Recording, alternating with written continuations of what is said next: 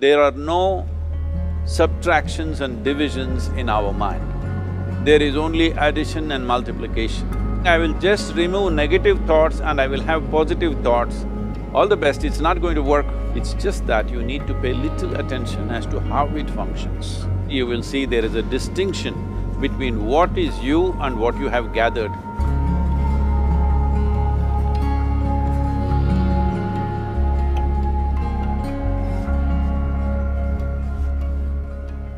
Well, see the way the question is asked and also the way normally it's addressed is, people think there is something called as negative thought and positive thought.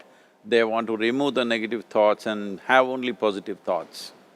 For such people, I would ask them to just experiment for 10-15 seconds. Let them forcefully remove one thought from their mind. For example, next 10 seconds, just don't think of a monkey. Try not to think of a monkey for next 10 seconds. You will see you will be full of monkeys. So what I'm saying is, this is the nature of your mind, because in this mind, all the three pedals are throttle. There is no brake, there is no clutch. Whatever you touch, it will only go faster. In this kind of mind, people have been taught from moral teachers and religious teachers, do not think about bad things. Well, since then it's been a full-time job. So there is no way you can handle the mind like this. This doesn't need any great enlightenment. If you spend 2 minutes with your eyes closed, you will realize you cannot do anything forcefully with this mind. So, I want to remove negative thoughts. Do not ever go in this direction, because what you want to remove will become your quality. Always you will be on it. So what should I do? The thing is this, without understanding the fundamental mechanism of this mind, because our mind, human mind, is the most sophisticated computer on the planet. Even all the supercomputers have come out of this. When this is the case, is it not important that we understand the mechanics of how it functions? One simplistic aspect of how it functions is, there are no subtractions and divisions in our mind. There is only addition and multiplication. If you try to do something with it, it will say one more. If you try hard, it will multiply into many more. In this mind, you don't try to identify what is positive, what is negative and try to remove it. First of all, one needs to understand, this mind of yours, this body of yours is supposed to serve you. The life that you are is important. Body and mind are vehicles that must serve us. If you sit in a vehicle, it must go where you want to go. If it goes to its own destination, what is the point of such a vehicle? It's just a nuisance.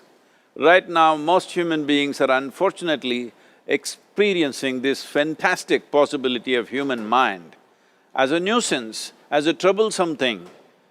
Well, this is the most beautiful thing you have. It's just that you need to pay little attention as to how it functions. One simple thing is this. First and foremost process is, that's why we put out this process called Isha Kriya. This is to distance yourself from your physiological and psychological process. There is something called as you which exists. This is not a composite of all your thoughts and emotions and physiological processes. Beyond that, there is you. If you close your eyes, even if you cannot see anything, you're still there. It is through the window of your eyes that you're looking out, but if you close your eyes, it doesn't mean that you don't exist, you still exist. So beyond your thought, you still exist, beyond your emotion, you still exist. So that you, the life that you are, this has to come into your experience. Why is it that you're not allowing that to come into your experience, which is the most significant aspect of who you are? Who you are right now, the most significant aspect is, you and me are alive right now, this is it. What I'm thinking, what you're thinking is not the important thing. We are alive right now, that is the important thing. So, it is important that you focus on this fundamental sense of aliveness within you, and then you will see there is a natural distance between you and your thought process. Once there is a distance between your psychological process and your physiological process, this is the end of suffering. Because there are only two kinds of suffering that human beings go through, physical suffering and mental suffering. Once you create a little space between you and your mind, between you and your body, this is the end of suffering. This is something every human being has to experience and know, otherwise thinking I will just remove negative thoughts and I will have positive thoughts, all the best, it's not going to work 100%, it's not going to work because nobody can remove it, they can avoid it for some time. So when negative thoughts come, you say Ram Ram, Shiva Shiva, whatever you want, but this is just avoiding, it's not gone. The moment you stop that, it will pop back with great force, otherwise it'll come back in your dreams. So it's very important, first of all you need to understand your anger, your resentment, your fear, your anxieties, the negativity that you generate. Generally resentment, anger, it is always directed towards somebody. But we need to understand this is poisons that we are drinking and expecting somebody else to die. Fortunately, life doesn't work like that. If I drink poison, I die. If I drink poison, you don't die. So, we need to understand this. When I say poison, today you can have yourself chemically analyzed. Right now, what is your blood work, what it says? 5 minutes of intense anger, check your blood work and see, there will be lots of negative elements in it, literally you're poisoning yourself. So, do you want to poison yourself? Definitely not. Now the very question is coming from certain helplessness, what shall I do?